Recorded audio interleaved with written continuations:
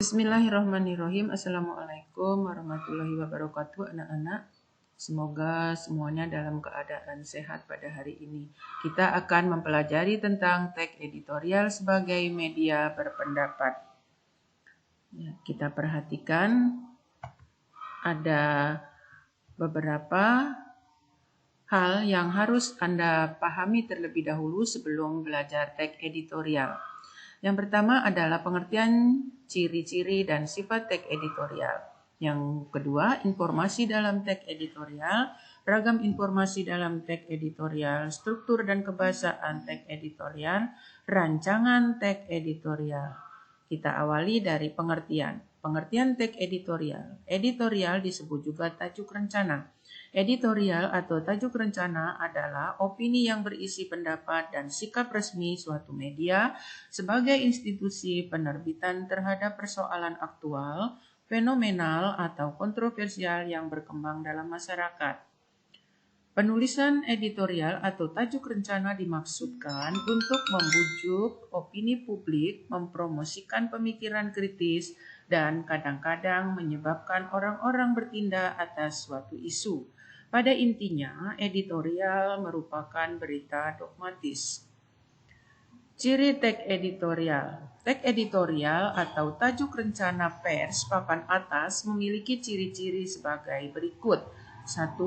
Hati-hati, normatif, cenderung konservatif, menghindari pendekatan kritis yang tajam. 5. Pertimbangan aspek politis lebih besar daripada aspek sosiologis. Teks editorial atau tajuk rencana pers papan menengah ke bawah, middle low media, memiliki ciri-ciri seperti berikut. 1. Lebih berani. 2. Atraktif. 3. Progresif. 4. Memilih pendekatan kritis bersifat tajam dan tembak langsung. 5. Lebih memilih pendekatan sosiologis daripada pendekatan politis. Sifat teks editorial atau tajuk rencana sebagai berikut. A. Krusial dan ditulis secara berkala tergantung dari jenis terbitan media. Isinya menyikapi situasi yang berkembang dalam masyarakat luas. C. Memiliki karakter atau konsistensi teratur kepada para pembaca terkait sikap media massa. D. Terkait dengan kebijakan media bersangkutan.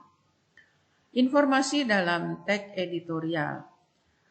Ada 3 jenis teks editorial, yaitu interpretatif editorial, kontroversial editorial, dan explanatory editorial. Tipe teks editorial ada A. Menjelaskan atau menginterpretasi, kemudian B. Kritis, C. Persuasi atau membujuk, D. Pujian. Fakta dan opini dalam teks editorial. Fakta adalah perihal keadaan atau peristiwa yang merupakan kenyataan dan sesuatu yang benar-benar terjadi. Fakta yang disajikan dalam teks editorial berupa peristiwa dan data terkait dengan peristiwa yang dibahas. Pendapat atau opini redaksi dalam teks editorial dapat berupa penilaian, kritik, prediksi, atau dugaan berdasarkan fakta empiris, harapan, dan saran penyelesaian masalah. Ragam dalam teks editorial. Isu aktual dalam media informasi. Penulisan teks editorial akan memulai menulis dengan cara mendata peristiwa-peristiwa yang berkembang dalam masyarakat. Peristiwa-peristiwa yang terjadi dalam masyarakat tersebut lalu diklasifikasikan ke dalam beberapa kelompok berdasarkan aktualitasnya, keluar biasaannya atau fenomenal, dan keterbantahannya atau kontroversial. Pendapat dan argumen dalam teks editorial. Beberapa unsur yang harus diperhatikan saat menyampaikan argumen sebagai berikut. A. Berhubungan dengan masalah yang dibicarakan. B. Dapat mempercepat pemahaman masalah, penemuan sebab, dan pemecahan masalah.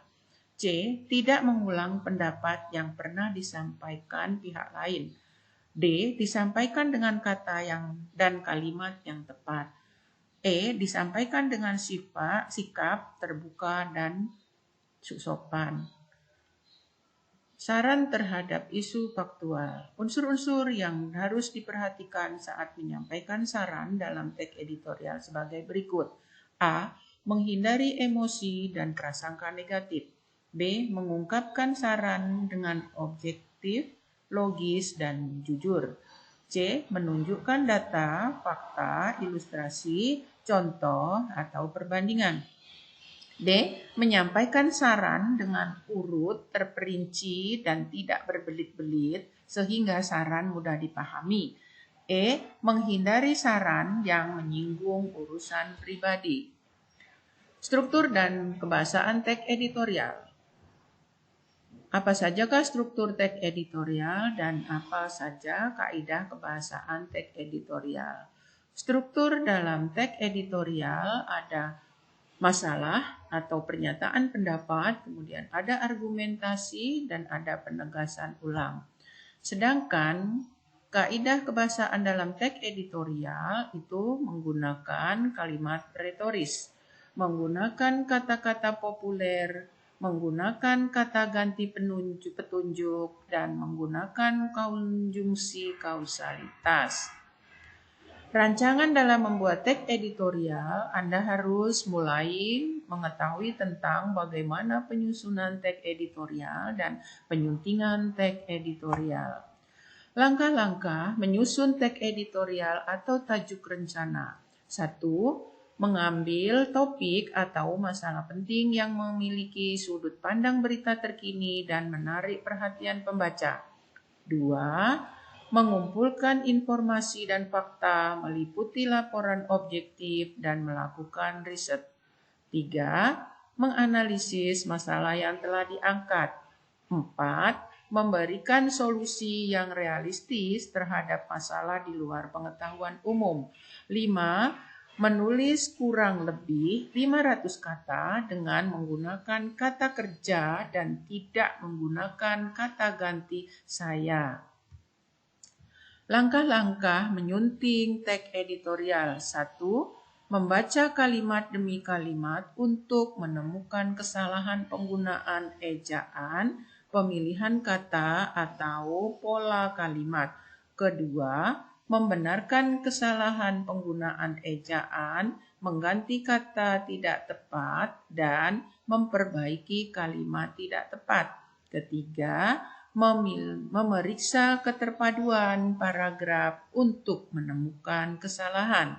Keempat, memperbaiki keruntutan paragraf yang tidak tepat dapat dilakukan dengan cara membuang paragraf tidak padu, menempatkan paragraf pada urutan yang tepat, atau menambah paragraf di antara paragraf yang tidak runtut. Demikianlah materi tentang teks editorial. Wassalamualaikum warahmatullahi wabarakatuh. Semoga bermanfaat. Sampai jumpa pada pembelajaran berikutnya.